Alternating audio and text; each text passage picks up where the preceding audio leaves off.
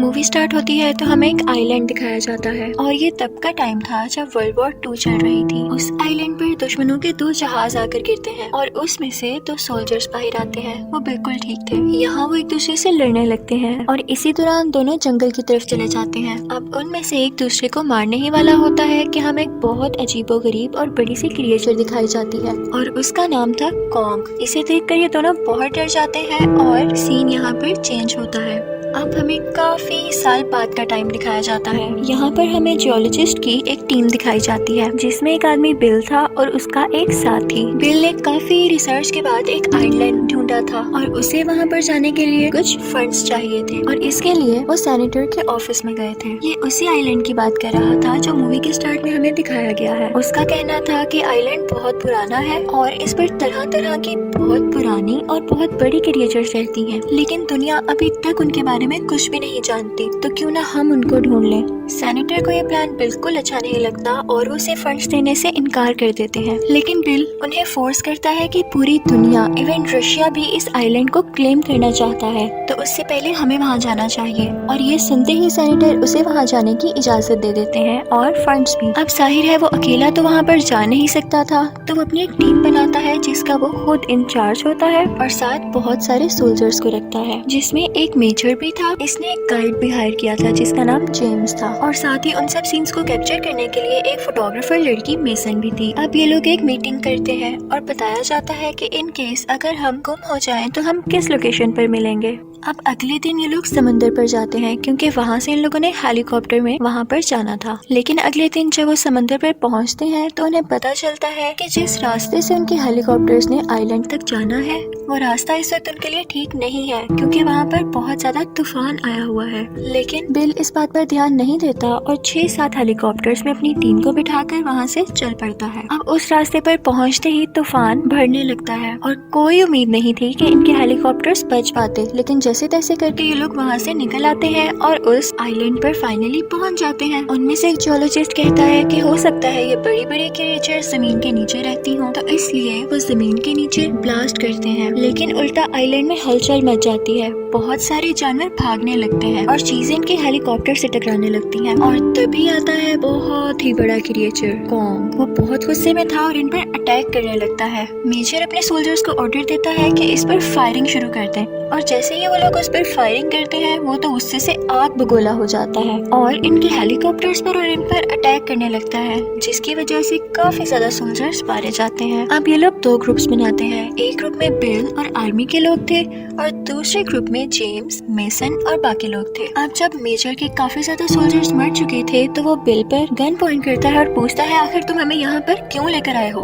तो बिल उसे कहता है कि ये दुनिया, ये प्लेनेट हमारा था ही नहीं, यहाँ पर तो जानवर रहा करते थे और ऐसे ऐसे क्रिएचर्स जिनको हम जानते भी नहीं। वो मजीद बताता है कि मैं एक दिन समंदर में बोट पर सफर कर रहा था, एक बहुत बड़े क्रिएचर ने हमारी बोट पर अटैक कर दिया और सब मारे गए सिवाय मेरे। और जब मैं वापस गई और सबको सब कुछ बताया तो किसी ने भी मेरी बात पर यकीन नहीं किया। तो फिर मैंने सोचा कि मैं खुद रिसर्च करूंगा और 30 साल मुसलसल रिसर्च करने के बाद मैं यहाँ पर आया हूँ कि दुनिया को बता सकूं कि ऐसी क्रिएचर्स अभी भी एग्जिस्ट करती हैं। वो कहता है कि जल्द ही क्रिएचर्स इंसानों पर कब्जा कर लेंगे, तो इससे पहले हमें इनको ढूंढकर इन्हें कंट्रोल कर लेना चाहिए। अब इनका एक सोल्जर गुम हो गया था तो मेजर अपनी टीम के साथ उसको ढूंढने के लिए जंगल के अंदर जाता है, लेकिन चलते चलते एक बैम्बू एक सोल्जर के मुंह के अंदर चला जाता है और उसकी पूरी तरह डेथ हो जाती है। जब वो लोग ऊपर देखते हैं तो एक मकड़ी ने बैम्बूस के बीच में अपना घर बनाया होता है। वो काफी खौफनाक मकड़ी थी। वो बाकी सब पर भी अटैक करने लगती है, लेकिन मेजर उसे शूट करके मार देता है। ये जंगल अजीबोगरीब क्रिएचर से भरा हुआ था। अब हमें दूसरी तरफ वो सोल्जर दिखाया जाता है जो कि गुमा हुआ था। वो एक नदी के किनारे खड़ा होता है तो उसे कॉन्ग दिखता है तो इन्हें सामने एक बहुत बड़ा क्रिएचर नजर आता है जो कि एक बहुत बड़ा बफेलो था। ये लोग उसे शूट करने से पहले वेट करते हैं कि क्या ये इन्हें कुछ कहता है, लेकिन वो बेचारा बड़ी मासूमियत से वहाँ से उठकर चला जाता है। अब ये लोग कुछ आगे जाते हैं तो इन्हें कुछ जंगली लोग दिखाई देते हैं। उनमें से एक आदमी भी था जो कि इंग्लिश बोल सकता था। इनफैक्ट ये उन्हीं 2 सोल्जर्स में से एक सोल्जर था जो हमें मूवी के शुरू में बहुत साल पहले दिखाया गया था। वो इन लोगों को उस कबीले के अंदर ले जाता है और बताता है कि 23 साल पहले हम 2 सोल्जर्स यहाँ पर फंस गए थे और तब ही से यहाँ पर रह रहे थे, लेकिन कुछ ही साल पहले दूसरे साथी को एक स्कल क्रोलर नामी क्रिएचर ने मार डाला।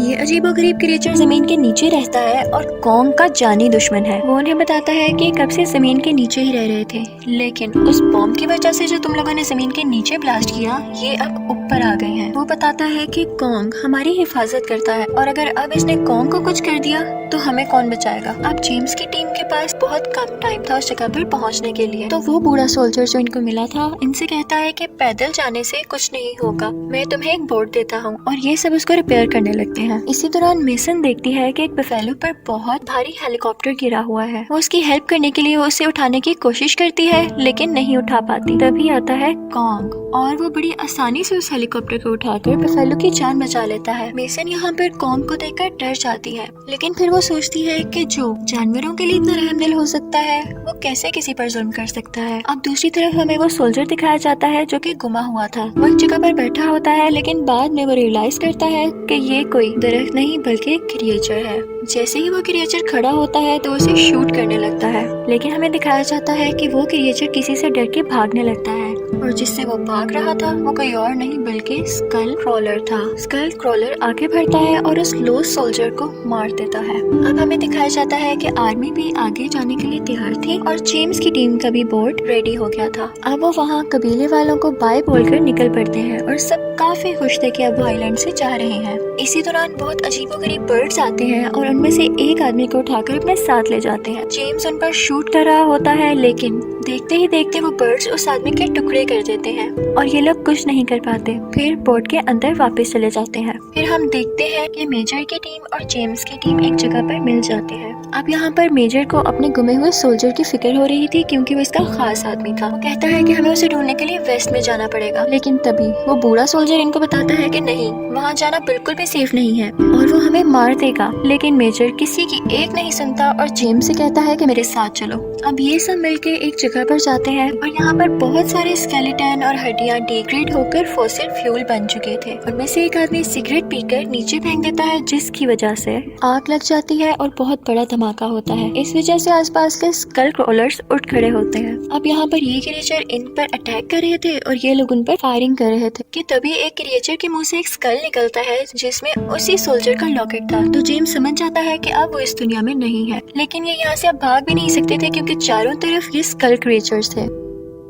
अब वहाँ पर ग्रीन कलर की गैस भी फैल चुकी थी और इनके लिए उनको मारना बहुत मुश्किल हो रहा था, लेकिन जैसे तैसे करके अपनी फायर गन से उनको मार ही देते हैं। अब जेम्स मेजर को बताता है कि आपका वो सोल्जर जिंदा नहीं रहा और साथ ही उसे लॉकेट दिखाता है, लेकिन यहाँ पर मेजर तो जैसे गुस्से से पागल हो जाता है और कहता है कि अब मैं कॉन्ग को नहीं छोड़ूंगा। लेकिन सब उसे बताते हैं कि इसमें कॉन्ग का कोई कसूर नहीं है, बल्कि कॉन्ग तो हिफाजत कर रहा है और अगर हमने कॉन्ग को कुछ कर दिया तो स्कल क्रॉलर्स हमें मार डालेंगे। लेकिन मेजर बहुत जिद्दी था वो नहीं सुनता। तो जेम्स उससे कहता है कि आप उस तरफ चले जाएं और मैं अपनी टीम को लेकर बोट के पास जाकर आपका वेट करूंगा। और ये लोग फिर से दो टीम्स में डिवाइड हो जाते हैं। अब हमें दिखाया जाता है कि रात में जेम्स और मेसन एक पहाड़ की चोटी पर बैठे होते हैं कि तभी देखते हैं कि कॉन्ग इनके सामने खड़ा हुआ है। मेसन डरते डरते अपना हाथ आगे बढ़ाती है और कॉन्ग को प्यार करने लगती है। वो आगे से इन्हें कुछ नहीं कहता, तो मेसन को काफी अच्छा लगता है कि ये वाकई अच्छी क्रिएचर है। अब दूसरी तरफ हम देखते हैं कि मेजर और उसके सोल्जर्स ने नदी के किनारे बहुत सारे बॉम्ब्स लगा दिए हैं। जैसे ही वो ब्लास्ट होते हैं तो कॉन्ग वहाँ पर आ जाता है और उन सोल्जर्स को मारने लगता है क्योंकि ये लोग प्लेनेट को खराब कर रहे थे। लेकिन आग इतनी ज्यादा थी कि वो खुद भी जलने से बेहोश हो जाता है। यहाँ पर मेजर अपने सोल्जर्स को